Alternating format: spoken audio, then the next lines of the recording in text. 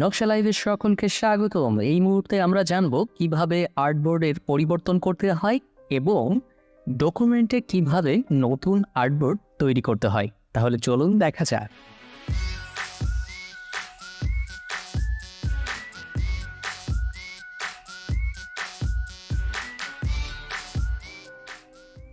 ইলাস্ট্রেটরে আমরা document open করার সময় বা নতুন ডকুমেন্ট খোলার সময় আর্টবোর্ড সম্পর্কে আপনাদেরকে জানিয়েছি এবং এই আর্টবোর্ডের জন্য একটি টুলস রয়েছে।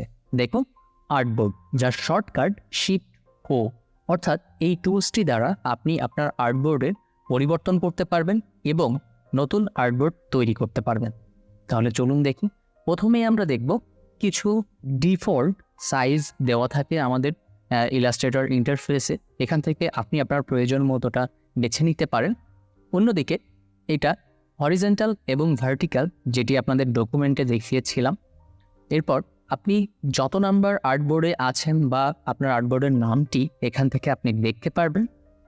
অন্যদিকে আপনি সাইজের পরিবর্তন অথবা এর রি-এডিট করার জন্যে আপনার যদি সাইজের কোনো ধরনের পরিবর্তন আনতে হয়, তাহলে আপনি এইখান থেকে সহজে আপনি ঠিক পূর্বের মতো প্রথমে ডকুমেন্ট খোলার সময় যেভাবে আপনারা এইগুলো সাইজ এবং হরিজন্টাল ভার্টিক্যাল কতটা আর্টবোর্ড লাগবে এগুলো দিয়ে আপনারা খুলতে চান, ঠিক সেইভাবে এখান থেকে খুলতে পারবেন।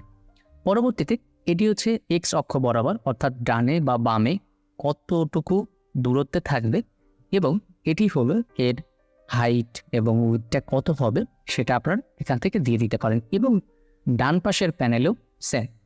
সো আপনারা খুব সহজে শর্টকাটে আর্টবোর্ড খুলে নিতে পারেন, অর্থাৎ অল্ট প্রেস করে আপনি মাউসের বাম বাটন ক্লিক করে টান দিলে এটি হুবহু কপি হয়ে যাবে। এরপর আমরা দেখব নতুন আর্টবোর্ড কিভাবে তৈরি করতে হয়।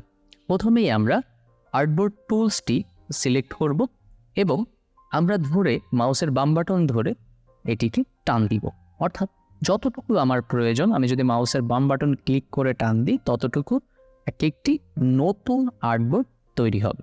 সুতরাং আশা করি বুঝতে পেরেছেন যে নতুন কোনো প্রজেক্ট ওপেন করার পূর্বেই আমাদের আর্টবোর্ড সম্পর্কে ভালো ধারণা রাখা উচিত। সুতরাং আশা করি আমরা প্রজেক্টটি খুব ভালোভাবে সম্পন্ন করতে পারব।